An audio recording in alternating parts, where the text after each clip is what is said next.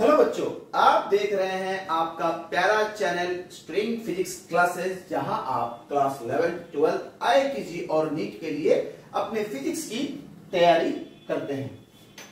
बच्चों, आज हम लोग एक बहुत इंपॉर्टेंट चैप्टर क्लास 11 से करने जा रहे हैं, जिसका नाम है रेस्ट एंड मोशन। यह बहुत ही इंपॉर्टेंट, बेसिक और स्टार्टिंग का चैप्टर है।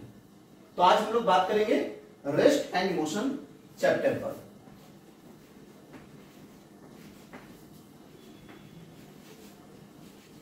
जो न्यूमेरिकल को अच्छा क्लियर करना चाहते हैं या जिन बच्चों को न्यूमेरिकल में प्रॉब्लम होती है, वो थ्योरी को बड़ा गौर से, ध्यान से सुने, फिर हम लोग अकॉर्डिंगली न्यूमेरिकल को प्रोसीड करेंगे। ठीक है, तो हम लोग इसमें सबसे पहला जो टॉपिक है, फर्स्ट टॉपिक हम लोगों का है व्हाट इज रेस्ट। आप क्लास 11, 12 में होंगे तो आपको बोर्ड एग्जाम भी देना पड़ेगा, स्कूल के एग्जाम भी देने पड़ेंगे, तो आप डेफिनेशन भी जानना बेहद जरूरी है। What is rest? रेस्ट क्या है? रेस्ट क्या स्केलर है? क्या रेस्ट वेक्टर है? नहीं, रेस्ट ना ही स्केलर है ना ही वेक्टर है। रेस्ट एक अवस्था है, एक कंडीशन है। तो रेस्ट को हम कैसे डिफाइन करेंगे? मैं लिखता हूं यहां पर, when an object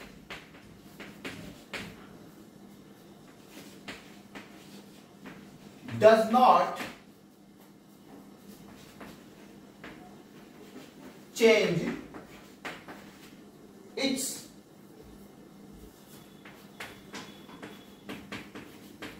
position with respect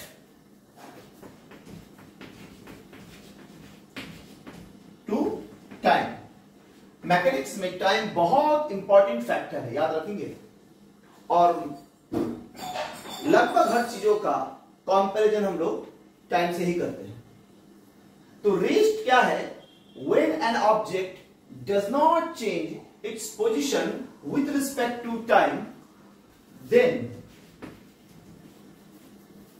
state of the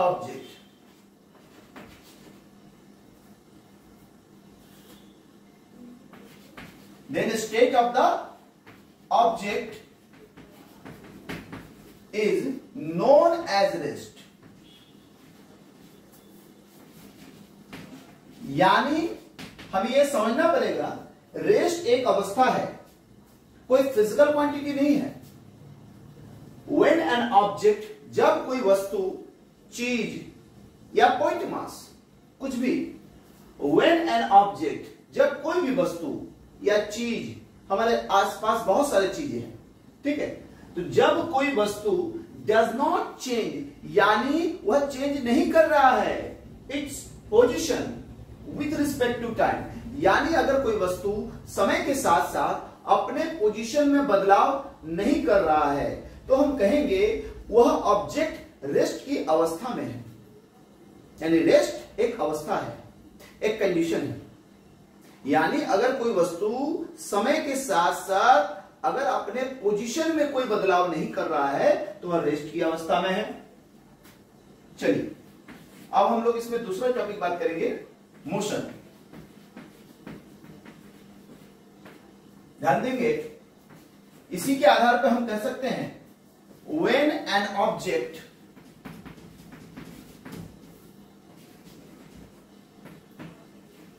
changes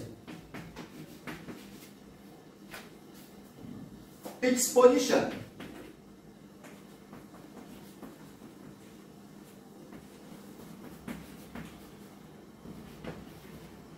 with respect to time,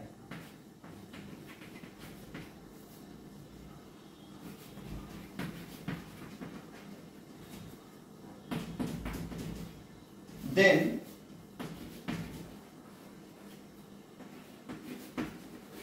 state of the object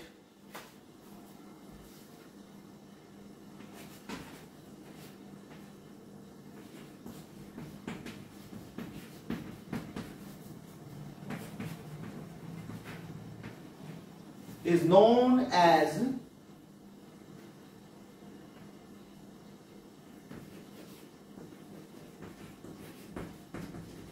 motion. चलिए बच्चों, अब इसको गौर से हम लोग देखते हैं। मोशन किसे कहते हैं? When an object changes its position, जब कोई वस्तु, हमारे चारों तरफ जो सामान है कोई ना कोई वस्तु है, ठीक है, जब कोई वस्तु changes its position with respect to time, जब कोई वस्तु समय के साथ साथ अपने पोजीशन में बदलाव करती है या करता है, अगर कोई वस्तु समय के साथ साथ अपने पोजीशन में कोई बदलाव करता है या करती है, तो उस ऑब्जेक्ट के स्थिति को हम मोशन कहते हैं।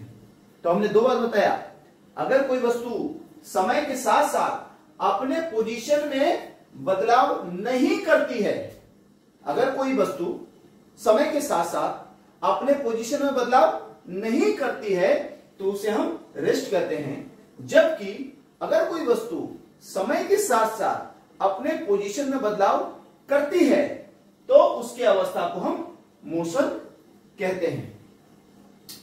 अब सबसे बड़ी बात यह है, ये कैसे समझा जाए कि कोई वस्तु समय के साथ साथ अपने पोजीशन में बदलाव कर रही है या नहीं कर रही है। ये थोड़ा क्रिटिकल मामला है। तो हम लोग कैसे समझेंगे कौन रेस्ट में है कौन मोशन में है? ठीक है, तो हम इसके लिए मैं एक और कुछ बातें लिखना चाहता हूं, तो मैं इसको वाइप आउट करूंगा। बच्चों आप इसको ध्यान से नोट कर ले।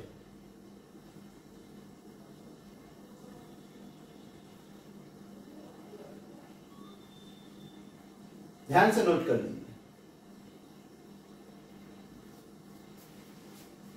अब मैं इसे वाइप आउट करता हूं, मिटाता हूं। याद रखेंगे, थ्योरी आपके बोर्ड के लिए बहुत इंपॉर्टेंट है, और थ्योरी ना जाने तो आप कंपटीशन के लिए न्यूमेरिकल नहीं बना पाएंगे। हम लोग थ्योरी से चलकर न्यूमेरिकल तक पहुंचेंगे, इस बात को याद रखें।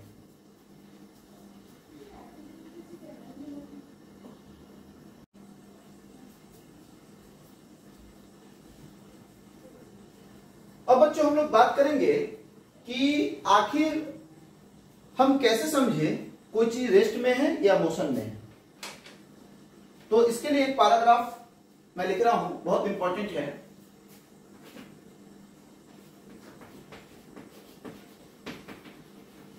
Nothing in this universe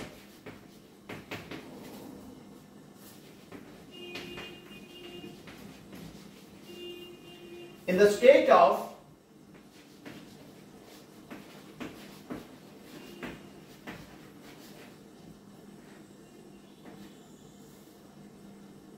nothing in this universe in the state of exact rest or in the state of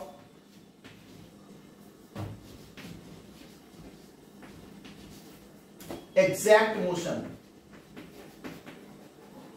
इसका मतलब यह हुआ, इस पूरी दुनिया में, इस पूरे यूनिवर्स में ना ही कोई चीज एग्जैक्ट रेस्ट में है और ना ही कोई चीज एग्जैक्ट मोशन में है। यानी हम लोग जो कहते हैं ना, ये रुका ही हुआ है, ये चल ही रहा है, ऐसा इस पूरे दुनिया में कुछ भी नहीं है। पूरे दुनिया में ऐसा कुछ है ही नहीं कि ये परफेक्ट रुका हुआ है या परफेक्ट चल रहा है। ये मोशन और रेस्ट एक दूसरे से रिलेटिव है।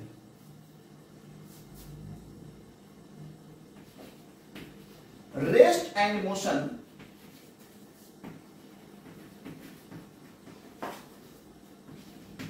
आर रिलेटिव टर्म्स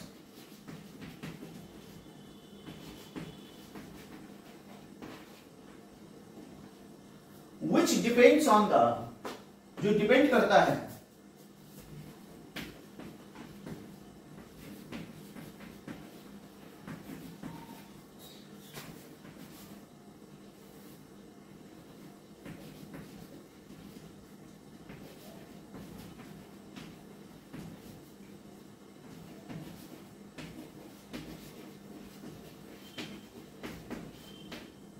ध्यान देंगे, ना ही दुनिया में कुछ एग्जैक्ट रेस्ट में है, ना ही दुनिया में कुछ एग्जैक्ट मोशन में है। Rest and motion are relative terms. Rest और मोशन एक दूसरे से तुलनात्मक शब्द है, एक दूसरे के रिस्पेक्ट में है। Which depends on the frame of reference, जो डिपेंड करता है फ्रेम ऑफ रेफरेंस पर।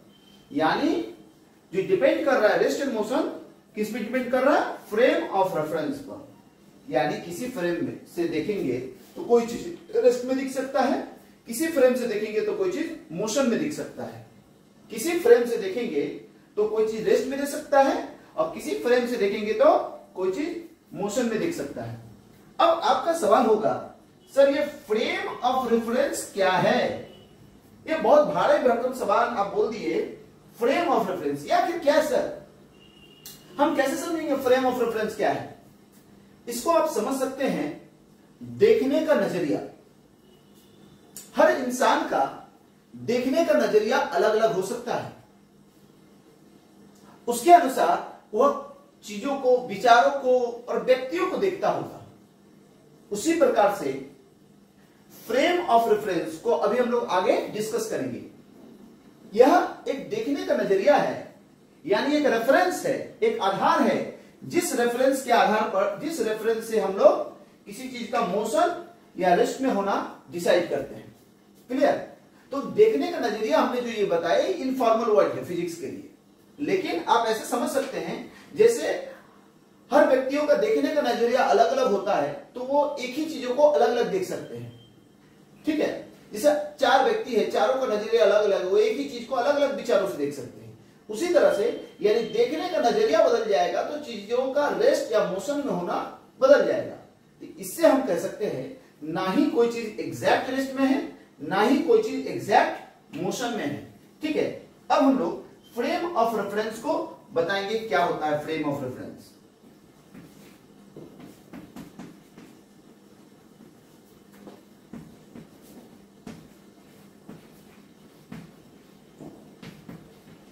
ध्यान दीजिएगा, फिजिक्स की जो आंखें हैं वो दो चीज हैं, experiment and mathematics.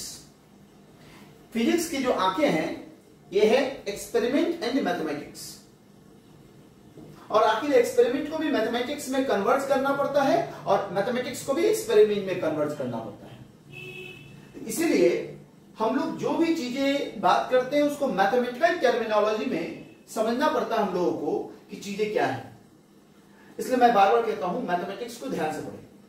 Frame of reference क्या है? देखने का नजरिया जिसको मैंने बोला क्या है? The set of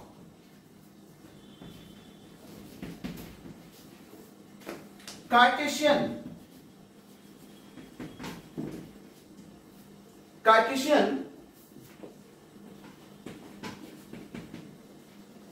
coordinate axis. The set of Cartesian coordinate axis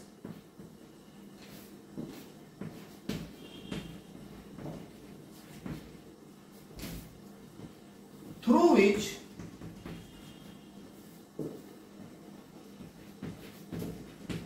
motion of any object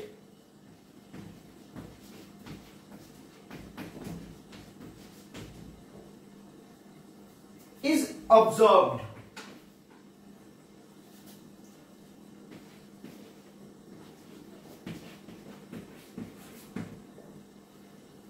The set of Cartesian coordinate axis through which motion of any object is observed. इसका मतलब यह हुआ कि हमारे पास कार्टेशियन कोऑर्डिनेट एक्सिस जो है x Y Z, हमारे पास जो कार्टेशियन कोऑर्डिनेट एक्सिस है एक्स वाई जेड, उसके आधार पर हम तुलना करेंगे चीजें इधर गई, उधर गई या इधर गई या किधर भी नहीं गई। यानी हमारा जो फ्रेम ऑफ रेफरेंस होगा वो एक कार्टेशियन कोऑर्डिनेट एक्सिस का गुच्छा होगा जो समझिए हर व्यक्ति के आंखों में फिक्स है। आप ये कह सकते हैं कि हर व्यक्ति का जो आंख है उस पर वो एक कार्टेशियन कोऑर्डिनेट एक्सिस फिक्स है, जिसके आधार पर वह व्यक्ति यह एनालाइज करता है या ऑब्जर्वर यह देखता है। वो व्यक्ति क्या है? एक ऑब्जर्वर है। हर व्यक्ति अपने आप में एक ऑब्जर्वर है। तो वह व्यक्ति उस चीज को ऑब्जर्व कर रहा है, क्या वह एक्स में चल रहा है, क्या ऑब्जेक्ट वाई में चल रहा है, क्या ऑब्जेक्ट जेड में चल रहा है, क्या ऑब्जेक्ट कहीं नहीं चल रहा है। यानी रेस्ट एंड मोशन, कोई ऑब्जेक्ट है या नहीं रेस्ट में या मोशन में, यह पता करते हैं हम लोग फ्रेम ऑफ रेफरेंस की मदद से, जो हर व्यक्ति के आंखों में एक तरह समझे सेट है। और वो क्या है? कार्टेशियन कोऑर्डिनेट एक्सिस का एक गुच्छा है, set of Cartesian coordinate axis, through which, जिसके मदद से motion of any object is observe, जिसके आधार पर किसी चीज का मोशन को ऑब्जर्व किया जाता है। अब हम लोग यहां पे दो बात डिस्कस करेंगे, फ्रेम ऑफ रेफरेंस के प्रकार, types of frame of reference, लेकिन उसकी डिटेल को नहीं पढ़ेंगे क्योंकि उसके बारे में ज्यादा हमें लॉज ऑफ मोशन में काम होगा। तो मैं यहां पर आपको टाइप्स पढ़ा दूंगा और वहां पर डायरेक्ट यूज करूंगा, ठीक है। तो चलिए इसको नोट कर लीजिए आप लोग, फिर मैं वाइट आउट करूंगा।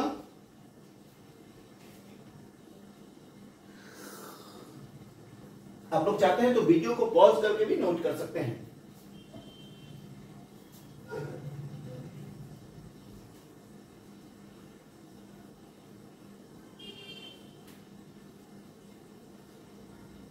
चलिए अब मैं इसको मिटाता हूं।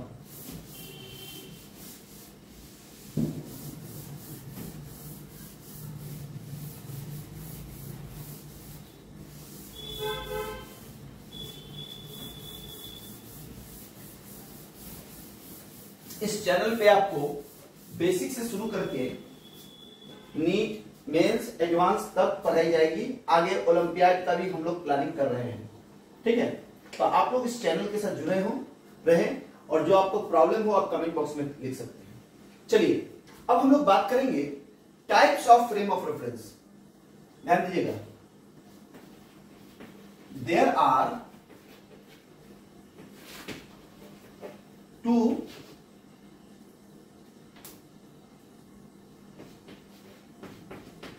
types of frame of reference।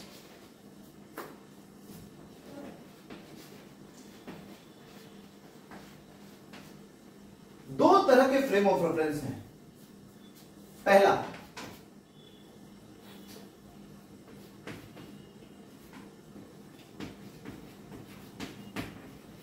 Inertial frame of reference,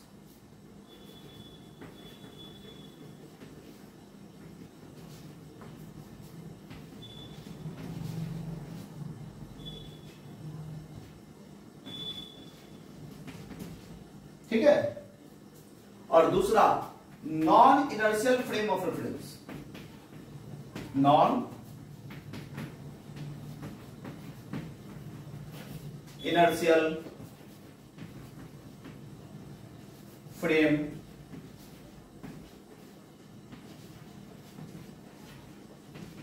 of reference. Inertial frame of reference, non inertial frame of reference. आप इसको नोट करें, अब मैं समझाऊंगा इसको।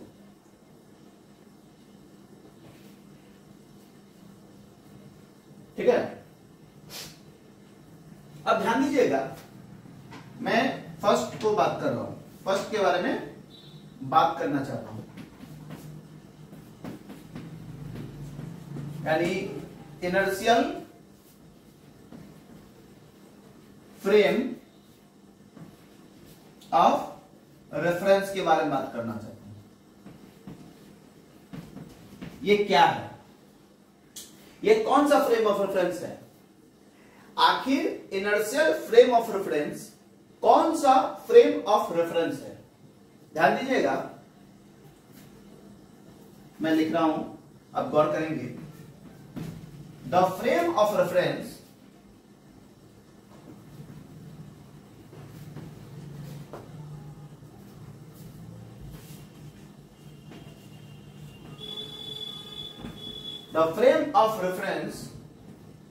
which is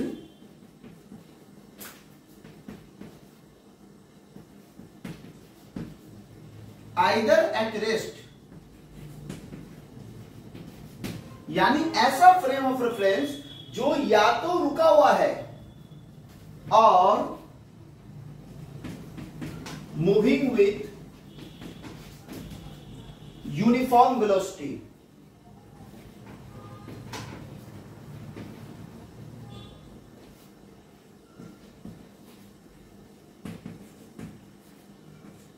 यानी ऐसा फ्रेम ऑफ रेफरेंस जो या तो रुका हुआ है, या तो रुका हुआ है और या तो मूव कर रहा है यूनिफॉर्म वेलोसिटी से।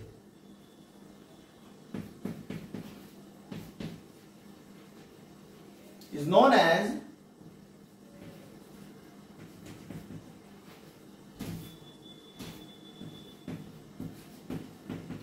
इनर्शियल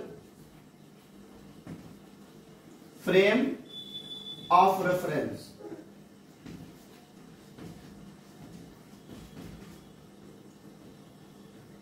यानी ऐसा फ्रेम ऑफ रेफरेंस जो या तो रुका हुआ है या तो यूनिफॉर्म वेलोसिटी से चल रहा है।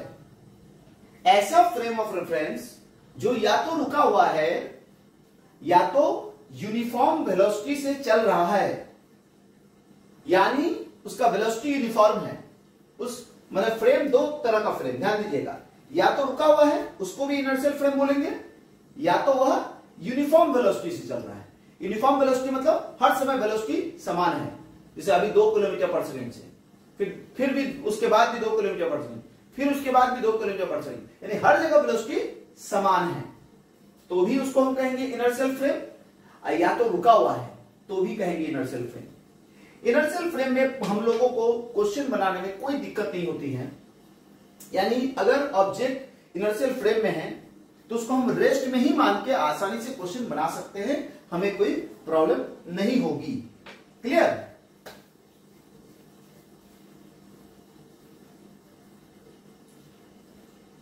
आप इसको नोट कर ले, मैं ऊपर के कुछ लाइन को मिटाऊंगा।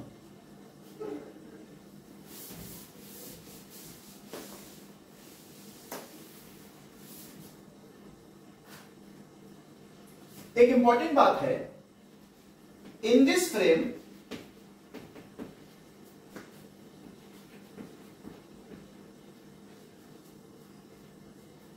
न्यूटोनियन लॉज ऑफ इनर्शिया, सीधे लिख देता हूं लॉज ऑफ इनर्शिया,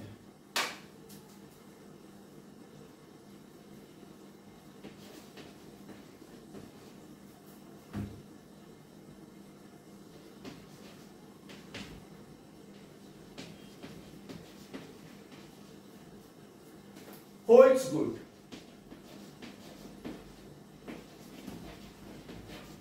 ध्यान दीजिएगा, यहां पर न्यूटोनियन लॉ ऑफ इनर्शिया लिखता या सीधे लॉज ऑफ इनर्शिया एक ही बात है, कोई दिक्कत नहीं। In this frame laws of inertia holds good, इसका क्या मीनिंग हुआ? यानी इस फ्रेम में इनर्शिया के नियमों का पालन होता है, यानी न्यूटन के नियमों का पालन होता है आसानी से, कोई प्रॉब्लम नहीं है। ठीक है, आप इसको नोट कर ले, वीडियो को रोक के भी लिख सकते हैं आप लोग। चलिए अब मैं सेकंड को लिखूंगा, नॉन इनर्शियल फ्रेम को। फ्रेम पर क्वेश्चन एक्चुअली होगा नेक्स्ट चैप्टर में, ठीक है, लेकिन यहां डिफाइन कर रहे हैं हम लोग। Non inertial frame of reference क्या है? ध्यान देंगे, the frame of reference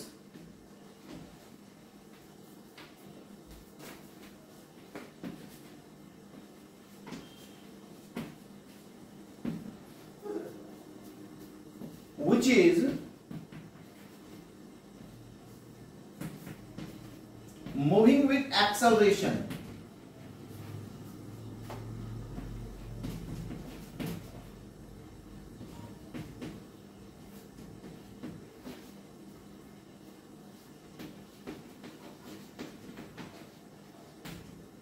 is known as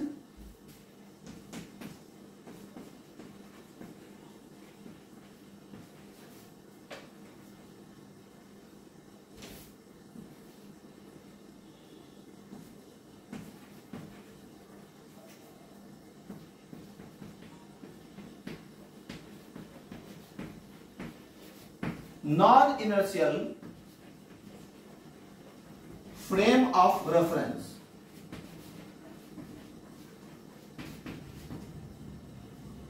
ध्यान देंगे, non inertial frame of reference किसको कहते हैं? द फ्रेम ऑफ रेफरेंस, ऐसा frame of reference which is moving with acceleration, यानी ऐसा फ्रेम ऑफ रेफरेंस जो एक्सेलरेशन के साथ मूव कर रहा है, यानी उसके मोशन में एक्सेलरेशन है, is known as non inertial frame of reference. ठीक है, क्या फर्क होता है? In this frame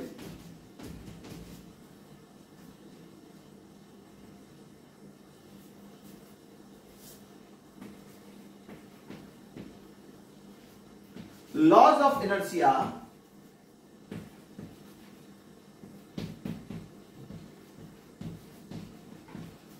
does not holds good। इसका मतलब यह हुआ, इस फ्रेम ऑफ रेफरेंस में इनर्शिया के नियमों का पालन नहीं होता है, यानी न्यूटन्स लॉ ऑफ मोशंस इसमें प्रॉब्लम करते हैं। तो इस तरह के मोशन में ही क्वेश्चन बनाने में हमें दिक्कत होगी। तो इसके लिए हम लोग एक स्यूडो फोर्स का कंसेप्ट समझाएंगे लॉज ऑफ मोशन चैप्टर में, यहां नहीं।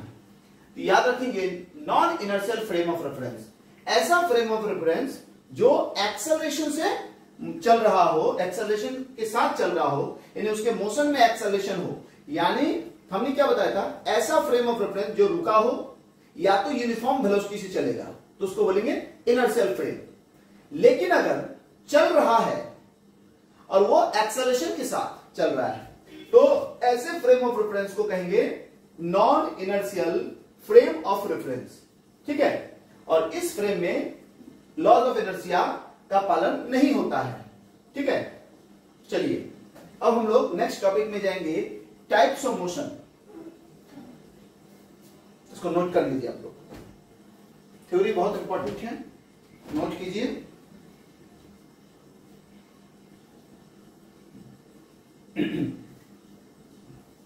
फिर हम लोग क्वेश्चन भी करेंगे।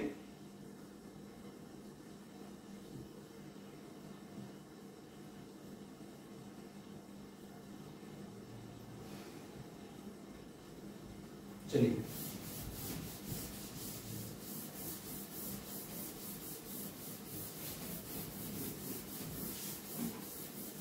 अब हम लोग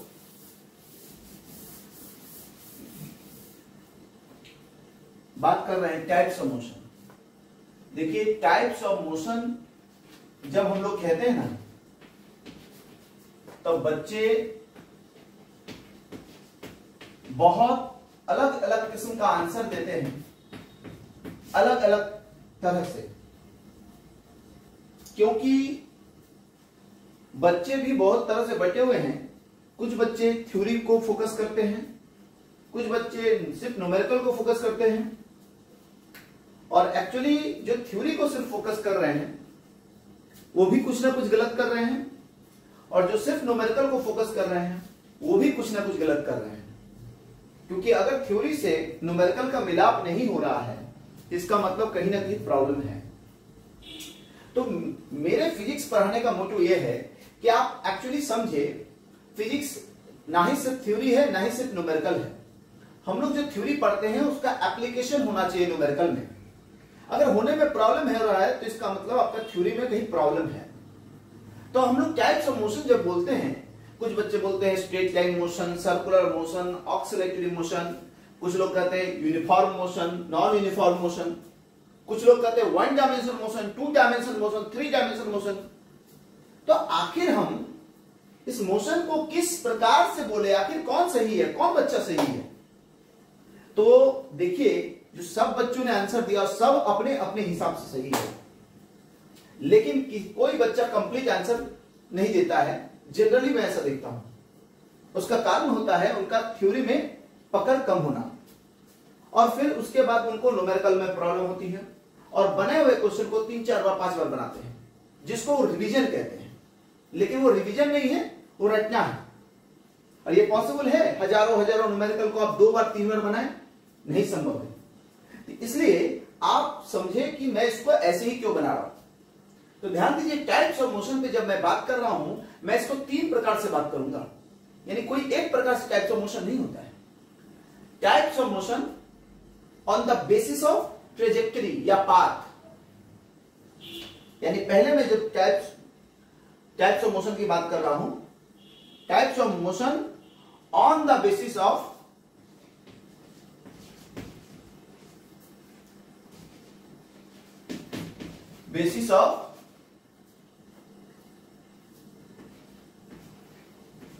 शेप, आकार के आधार पर हम मोशन को बांट रहे हैं। यानी टाइप्स ऑफ मोशन बोलने से नहीं होता है, उसका आधार क्या है वो जानना पड़ेगा, क्योंकि जब आप किसी चीज को उसका पार्ट करते हैं तो उसका पैरामीटर क्या होता है, किस पैमाने पे करते हैं, यह बहुत इंपॉर्टेंट है, कैसे आपने बांट दिया। चलिए, तो हम अभी जो बात कर रहे हैं types of motion on the basis of shape, बहुत किताबों में ये सब नहीं लिखी रहती है, ठीक है। तो मैं उस पर मोशन को 3 प्रकार से बांट रहा हूं, ठीक है। पहला लिख रहा हूं मैं ट्रांसलेटरी मोशन,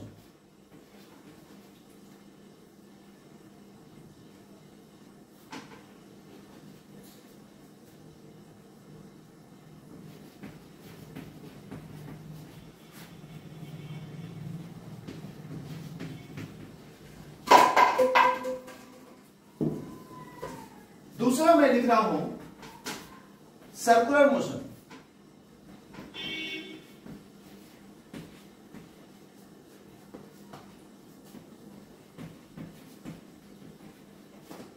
और तीसरा मैं जो लिख रहा हूं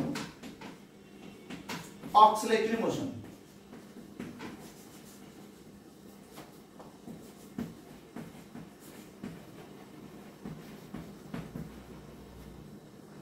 मोशन के 3 प्रकार मैंने दिया आकार के आधार पर, शेप के आधार पर, ट्रांसलेटरी मोशन, सर्कुलेटरी मोशन या सर्कुलर मोशन लिख सकते हैं, और ऑक्सिलेटरी मोशन। आप इसको नोट करें, आप इसको नोट करें।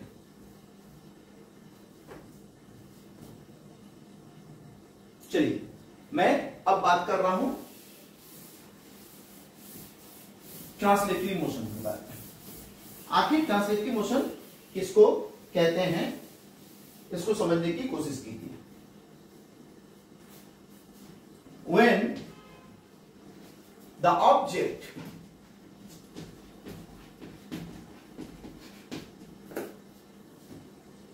the object moves such that, कोई ऑब्जेक्ट इस तरह से मूव करे, when the object moves such that its all points covers equal distances,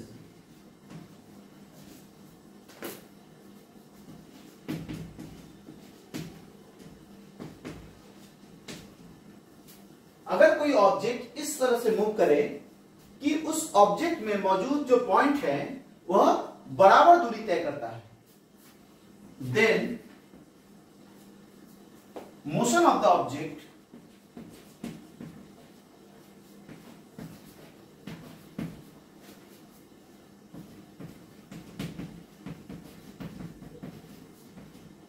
is known as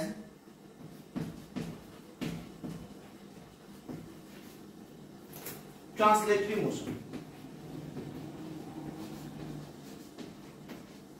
is known as translatory motion.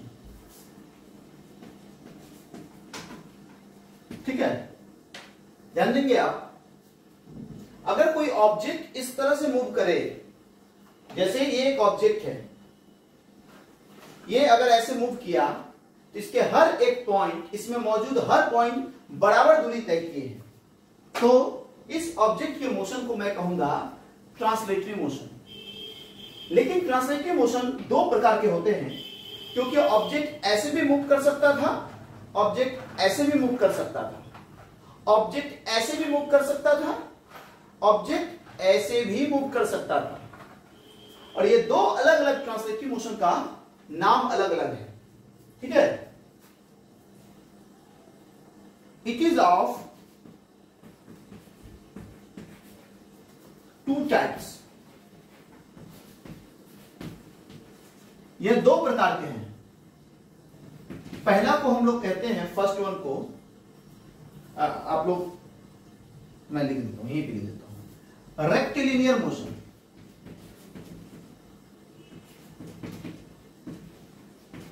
Rectilinear motion. और दूसरे टाइप को हम लोग कहते हैं कर्वीलिनियर मोशन।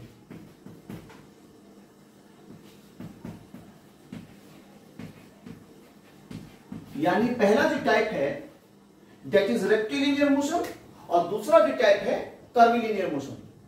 बच्चों जिनके पास फाइनेंशियल स्थिति बहुत अच्छी नहीं है, जो बहुत अच्छे कोचिंग में नहीं जा पा रहे हैं, ऐसा कभी नहीं सोचना है कि आप आईआईटी या नीट या बोर्ड में बहुत अच्छा नंबर स्कोर नहीं कर सकते। आप लोग इस चैनल के साथ जुड़े रहें, आप हर वो कंटेंट पाएंगे जो एक किसी भी टॉप कोचिंग के बच्चे को एक्सेस होता है। आपको मैं बेसिक से शुरू करूंगा, थ्योरी के साथ साथ numerical, short technique, everything, previous year solve example, previous year solve papers मैं बताऊंगा, आईआईटी का भी, मेंस एडवांस का भी, नीट का भी, बोर्ड का भी। आपको सारे कंटेंट मिलेंगे इस पर, ठीक है। ध्यान देंगे, it is of two types, rectilinear motion, दूसरा कर्वीलिनियर मोशन। यानी ट्रांसलेटिव मोशन दो प्रकार के होते हैं। पहले को हम लोग कहते हैं रेक्टिलिनियर मोशन, दूसरे को कहते हैं कर्वीलिनियर मोशन। नोट करते जाइए, ये नोट्स आपके पास होना चाहिए, ठीक है। चलिए मैं इसको मिटाता हूं।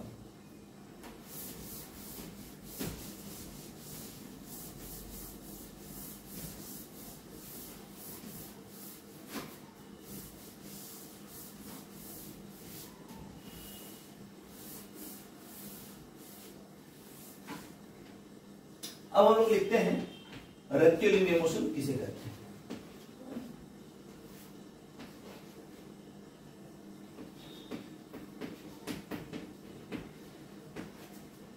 रेक्टिलिनियर मोशन किसे कहते हैं, यानी रेक्टिलिनियर मोशन हो या कर्वीलिनियर मोशन, दोनों ट्रांसलेटरी मोशन है। क्योंकि यह ट्रांसलेटरी मोशन का दो पार्ट है, दो प्रकार है। तो इसका मतलब रेक्टिलिनियर मोशन जरूर पहले ट्रांसलेटरी मोशन जरूर है। तो मैं लिखूंगा the translatory motion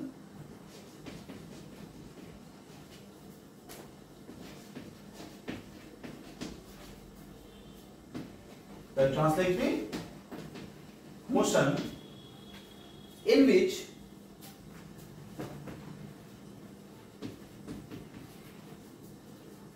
points move along straight line.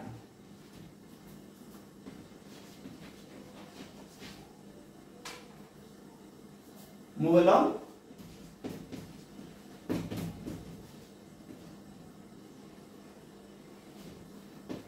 straight line, in which points move along straight line, is known as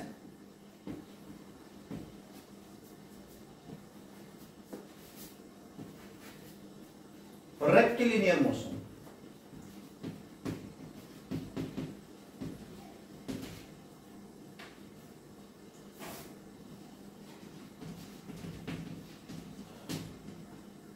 इसको समझने के लिए आप ऐसा समझिए, ये एक ऑब्जेक्ट है, ये ऐसे मूव किया, इसका मतलब ये हुआ, मान लेता हूं मैं यहां पर एक पॉइंट ए है, इसके मिडिल में पॉइंट ए है, ये पॉइंट ए जो है यहां से यहां तक चला, ठीक है, ये यहां से एक डैश तक चला, ठीक है।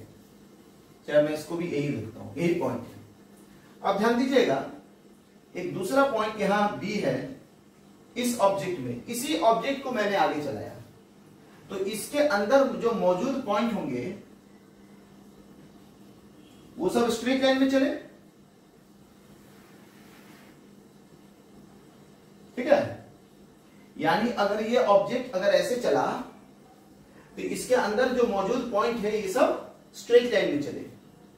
तो स्ट्रेट लाइन में चले, इसको मैं सी लिखता हूं, सी। तो सी ने कवर किया ये डिस्टेंस, ये सारे पॉइंट ने बराबर डिस्टेंस कवर किए, इसलिए यह ऑब्जेक्ट का जो मोशन है ट्रांसलेटरी मोशन है। लेकिन यह जो बराबर डिस्टेंस ट्रेवल हुआ स्ट्रेट लाइन में हुआ, जिस कारण से इस ट्रांसलेटरी मोशन को मैं कर्वीलिनियर मोशन कह रहा हूं, सॉरी रेक्टिलिनियर मोशन कह रहा हूं। चूंकि यह ऑब्जेक्ट ट्रांसलेटरी मोशन में है और यह पॉइंट स्ट्रेट लाइन में मूव किया, इसलिए इसे कहा जा रहा है रेक्टिलिनियर मोशन। अगर ये कर्व्ड पाथ में मूव किया होता तो इसी को हम लोग कहते हैं कर्वीलिनियर मोशन। इसको नोट डाउन करें, इसको नोट कीजिए। अब हम लोग इसके बाद लिखेंगे कर्वीलिनियर मोशन, इसको नोट कीजिए। मैं इसको तब तक चलिए वाइप आउट करता हूं।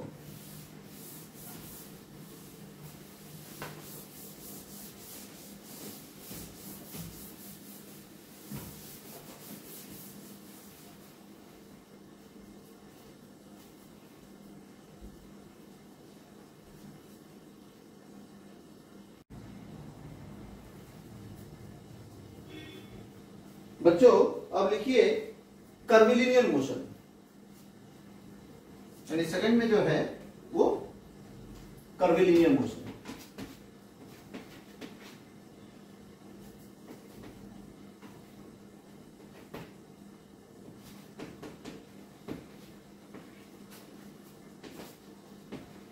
कर्वीलिनियर मोशन भी एक प्रकार का ट्रांसलेटरी मोशन है, लेकिन इसमें पॉइंट्स कर्व्ड पाथ पे चलते हैं। मैं लिख रहा हूं the translatory motion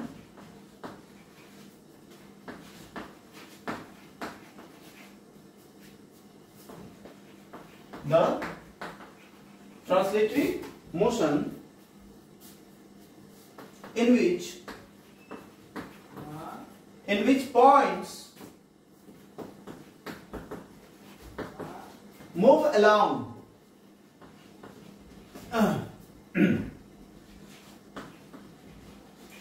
curved path, C-U-R-V-E-D, curved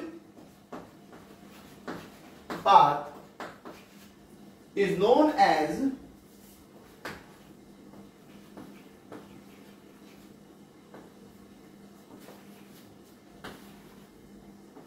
curvilinear motion, is known as curvilinear motion। ध्यान देंगे, यानी ऐसा ट्रांसलेटरी मोशन जिसमें ऑब्जेक्ट इस तरह से मूव कर रहा है कि उसके पॉइंट्स का डिस्टेंस तो समान है लेकिन वो कर्व्ड पाथ में है।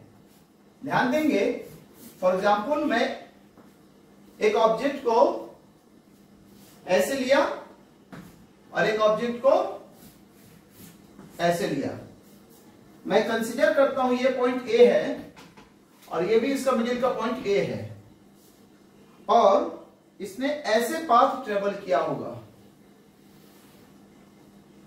ठीक है, अब मैं कंसीडर करता हूं एक पॉइंट बी यहां पर और एक पॉइंट बी यहां पर, और इसने ऐसे पाथ ट्रेवल किया होगा। दोनों का पाथ ट्रेवल सेम है लेकिन ये कर्व्ड पाथ में है। इस कारण से हम कहेंगे इस ऑब्जेक्ट के मोशन को कर्वीलिनियर मोशन, यानी कर्वीलिनियर मोशन या ट्रांसलेटरी मोशन, दोनों में पॉइंट्स इक्वल डिस्टेंसेस कवर कर रहे हैं, लेकिन रेक्टिलिनियर मोशन में स्ट्रेट लाइन में और कर्वीलिनियर मोशन में कर्व्ड पाथ में। इस बात को याद रखेंगे, यानी रेक्टिलिनियर मोशन और कर्वीलिनियर मोशन, यह ट्रांसलेटरी मोशन का दो हिस्सा है। इसको आप नोट कर ले।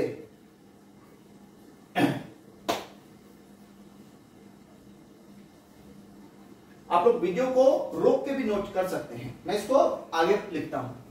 चलिए अब मैं लिखूंगा सर्कुलर मोशन, वरना वीडियो बहुत लंबा हो जाएगा और आपको देखने में अच्छा नहीं लगेगा। चलिए अब हम लोग बात करते हैं सेकेंड जो मोशन था वो था हम लोगों का सर्कुलर मोशन। सर्कुलर मोशन या इसी को कहते हैं आप circulatory motion. When an object या पॉइंट मास करता हूं, when A point mass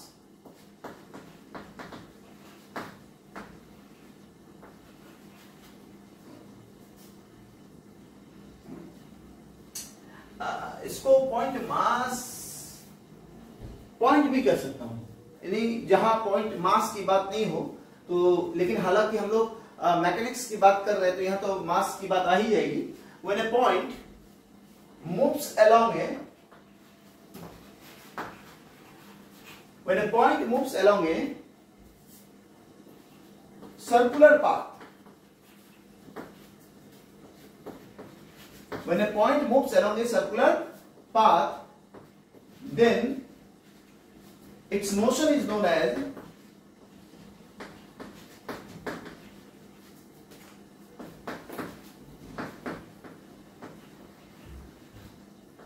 when a point moves along a circular path, then its motion is known as circular motion. Circular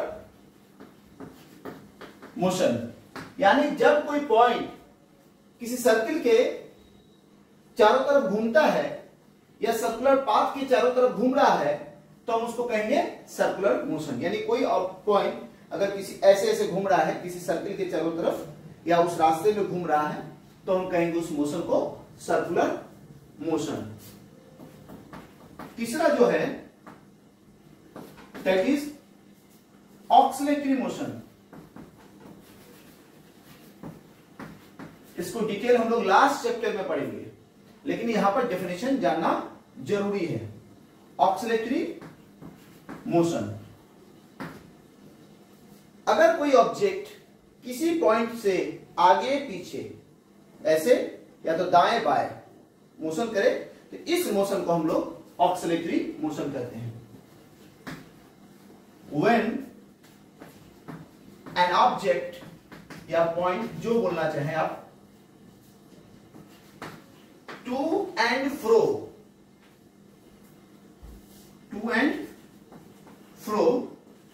or back and forth,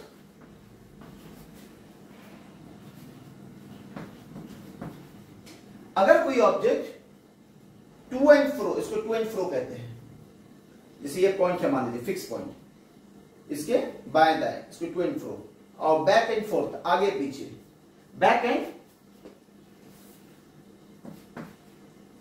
when an object to and fro or या तो back and forth about a fixed point,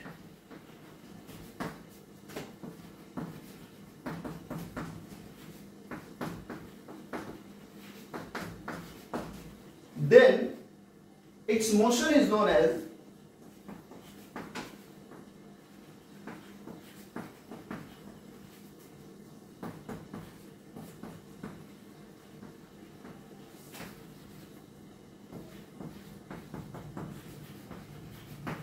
oscillatory motion. यानी अगर कोई object किसी fix point पे, मान लेते एक फिक्स पॉइंट ये है, इससे एक बॉल लटका दिया मैंने, ठीक है, अब ये बॉल देखिए आगे पीछे ऐसे अगर मूव कर रहा है, आगे पीछे या तो बाएं दाएं बाएं दाएं, बाएं दाएं को हम करें टू एंड फ्रो और बैक एंड फोर्थ आगे पीछे को, तो इस पॉइंट के आगे पीछे, तो इस मोशन को हम कहेंगे ऑक्सिलेटरी मोशन। यानी यह ऑब्जेक्ट ऐसे है, इस मोशन को हम कहेंगे ऑक्सिलेटरी मोशन, हिंदी में दोलन गति।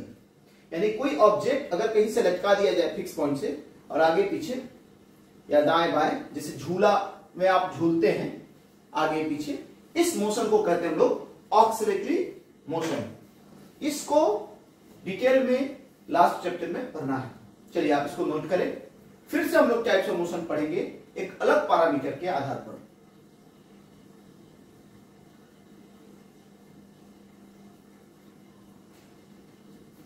अब मैं इसको मिटा रहा हूं, आप लोग वीडियो को पॉज करके इसको लिख लेंगे।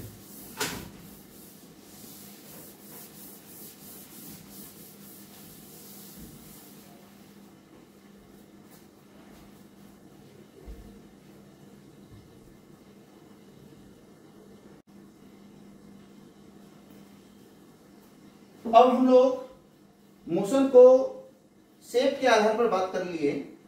अब हम लोग बात करेंगे motion on the basis of dimension. Motion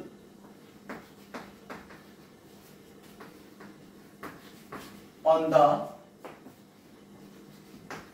basis of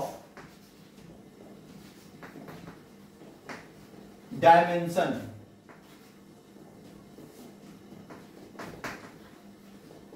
यानी डायमेंशन के आधार पर मोशन कितने प्रकार के होते हैं। ये भी 3 प्रकार के होते हैं। 1 डायमेंशनल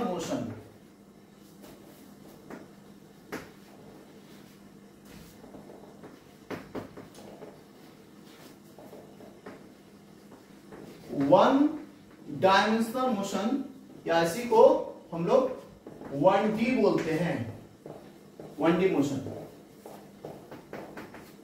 या 2 डायमेंशनल मोशन,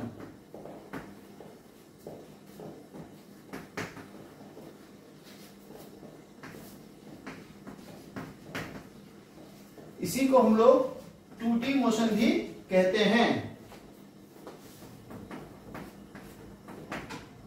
3 डायमेंशनल मोशन,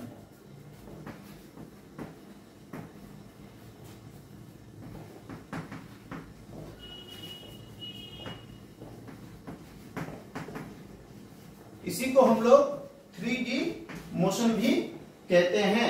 आप लोग इसको नोट करें।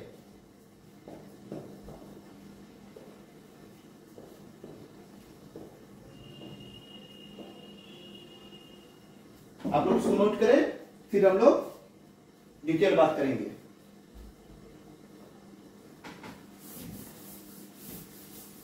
वन डायमेंशनल मोशन यानी 1D मोशन, 2 डायमेंशनल मोशन यानी 2D मोशन, 3 डायमेंशनल मोशन यानी 3D मोशन।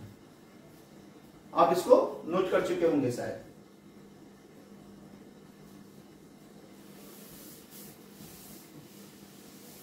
अब मैं समझाता हूं आपको 1D मोशन या 1 डायमेंशनल मोशन किसे कहते हैं। ध्यान देंगे आप।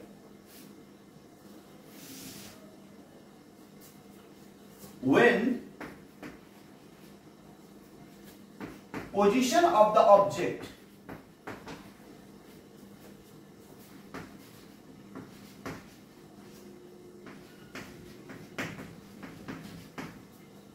is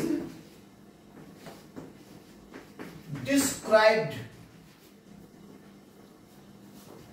by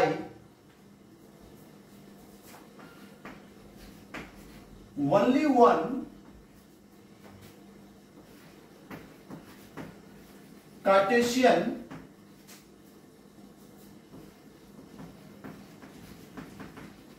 coordinate out of 3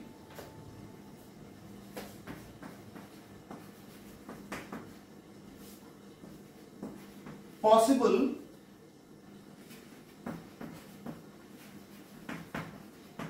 Cartesian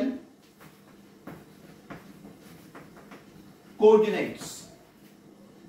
यानी अगर किसी पॉइंट के या किसी ऑब्जेक्ट के पोजीशन को डिस्क्राइब किया जा सके सिर्फ एक कार्टेशियन कोऑर्डिनेट से, यानी या तो एक्स से, या तो वाई से, या तो जेड से, लेकिन हमारे पास 3 कोऑर्डिनेट है ना, तो ओनली 1 कार्टेशियन कोऑर्डिनेट की जरूरत पड़े out of 3 possible Cartesian coordinates, then its motion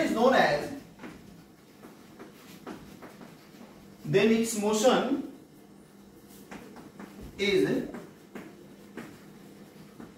known as one dimensional और 1D मोशन, यानी अगर कोई ऑब्जेक्ट का पोजीशन 3 कार्टेशियन कोऑर्डिनेट में से सिर्फ एक कार्टेशियन कोऑर्डिनेट से दिखाया जा सके। हमारे पास 3 कार्टेशियन कोऑर्डिनेट है एक्स, वाई, जेड। अगर हमें ये 3 में से मात्र एक की जरूरत पड़े किसी ऑब्जेक्ट के पोजीशन को बताने के लिए, तो हम कहेंगे वह ऑब्जेक्ट 1 डायमेंशनल मोशन में है।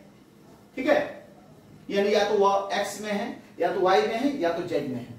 यानी इसका मोशन कर रहा है या तो एक्स में, या तो वाई में, या तो जेड में। तो हम कहेंगे 1 डायमेंशनल मोशन। इसको नोट करें आप, नोट करें, फिर मैं मिटाऊंगा। चलिए अब हम लोग बात करेंगे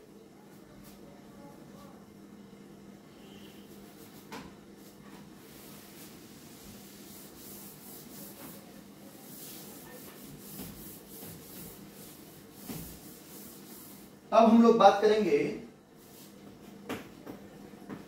2 डायमेंशनल मोशन, या इसी को हम लोग कहते हैं 2D मोशन। ये क्या है?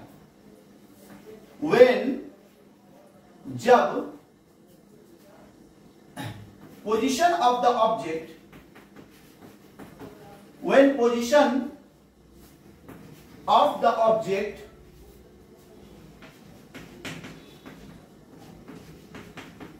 is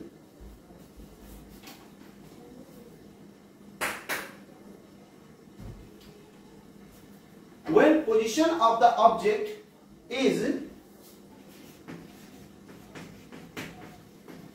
described by only केवल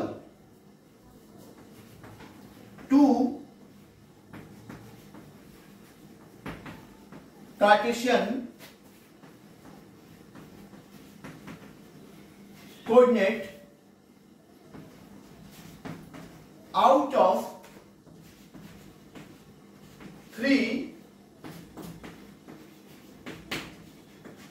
possible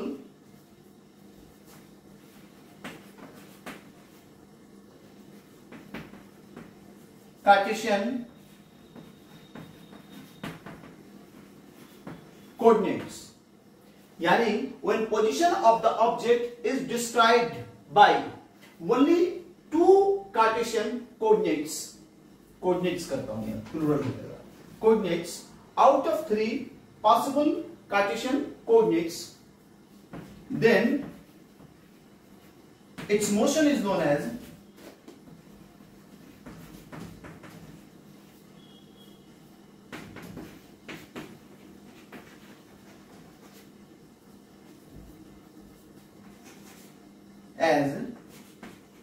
two डायमेंशनल, या इसी को कहते हैं 2D मोशन। यानी अगर किसी ऑब्जेक्ट का पोजीशन सिर्फ हमें 2 कोऑर्डिनेट की जरूरत पड़े,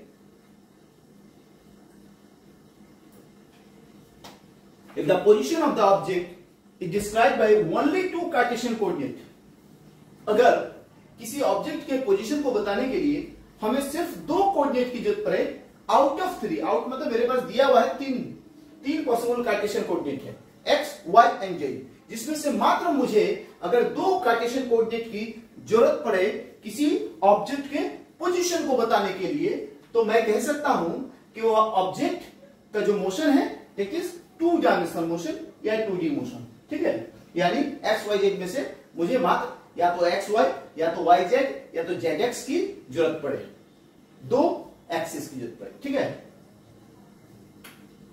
अब इसको नोट कर लें। अगर हमारे पढ़ाने में आपको समझने में कहीं दिक्कत हो रही होगी तो आप कमेंट बॉक्स में लिख सकते हैं।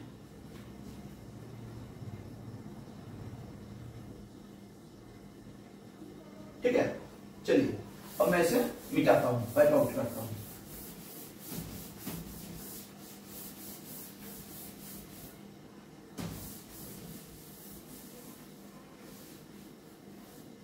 अब हम लोग बात करेंगे 3 डायमेंशनल मोशन। ये तीसरा टाइप है 3 डायमेंशनल मोशन, या तो इसी को कहते हैं 3D मोशन। ठीक है बच्चों, वीडियो को बड़ा ध्यान से देखें, इत्मीनान से समझे, कोई दिक्कत हो तो आप पूछ सकते हैं। बहुत मेहनत से ये वीडियो सब आपके लिए बनाया जा रहा है ताकि इससे आप अपने एग्जामिनेशन के लिए और अपने करियर के लिए फायदा उठा पाए। ठीक है, ध्यान देंगे। When position of the object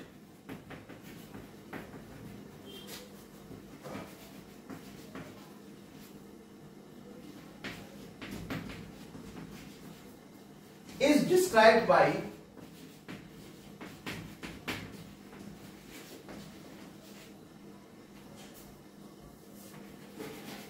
all 3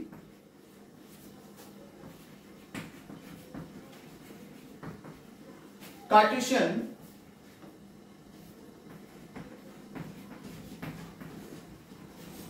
coordinates, then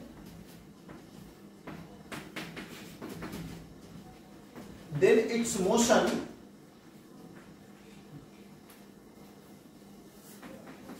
is known as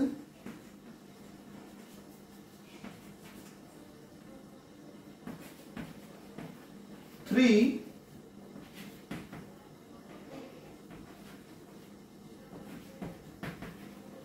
dimensional या 3D, इसी को 3D भी कहते हैं,